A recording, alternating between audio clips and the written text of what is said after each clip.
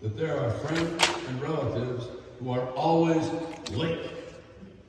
We agree on a time and a place, secretly knowing that we will be waiting on the corner or in the lobby. In today's gospel reading, we find John the Baptizer in his jail cell, waiting. His unfortunate situation, you may recall, came about because John objected when King Herod stole his brother's wife. For his trouble, John was tossed in jail and eventually lost his head. But right now, John sits waiting, A, to get out of jail, and B, to get Jesus' answer to the question he sent by messenger. Are you really the Messiah we've been waiting for all these hundreds of years? Or do we keep on waiting? The report came back to John. Go and report what you hear and see.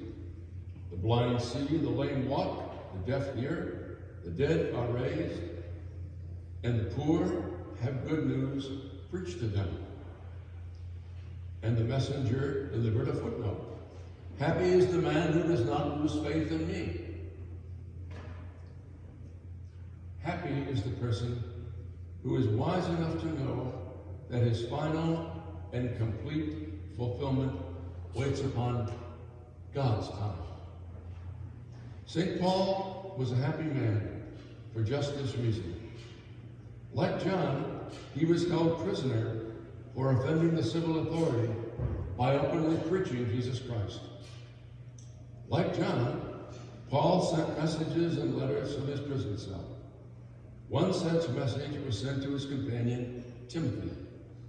In it, the apostle wrote, I am experiencing hardships now, but I have not lost confidence, because I know who it is I have put my trust in, and I have no doubt that he is able to take care of all that I have entrusted to him until that day.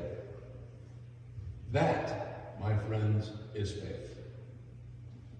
Happy was St. Paul because he knew, even as he languished in jail, that complete fulfillment would come in God's good time. And he was willing to wait. Now think for a moment about the long-time married couple sleeping in their home at midnight and suddenly becoming aware of the ominous smell of smoke.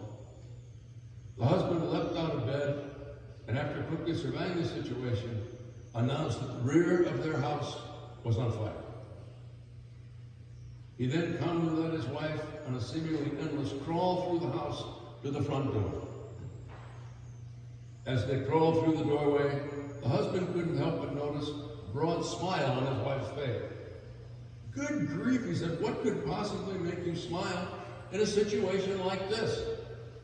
Sorry, she replied, I couldn't help remembering that this is the first night we've been out together in months. Now, that's patience. But most of us aren't known for enduring patience. The Old Testament prophet Habakkuk is more likely model for us. Unlike Paul, whose words indicate perfect trust and confidence in God, Habakkuk spoke with an impatience we all know too well. God's people were suffering at the hands of a cruel oppressor. How long will God allow this to happen, Habakkuk wrote.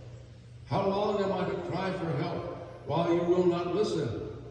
He cries out to God.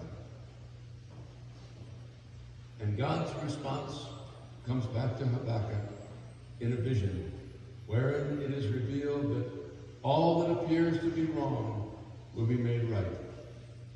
God will fulfill his promises.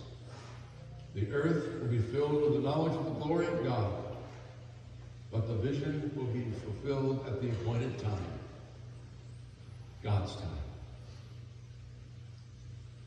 How little we know of God's time. But isn't that what faith is really all about?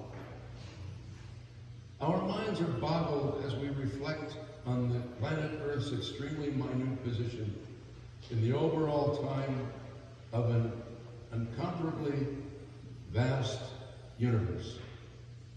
Consider the fact that it would take thousands of light years to reach any of the billions of stars in the Milky Way. Then think that 4.5 billion years have passed in the Earth's existence, and the period of man's history begins about 5,000 years ago. God's time. God does not offer us total instant fulfillment. Fulfillment, yes. Total fulfillment, yes.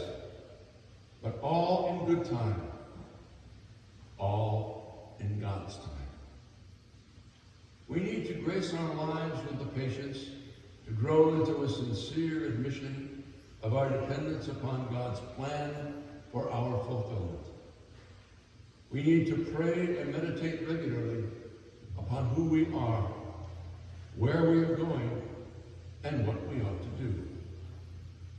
We need to see our lives in the perspective of God's time through reflection on the Creator, the universe, and our human family. Happy is the person who does not lose faith in me, reminds Jesus in his message to John.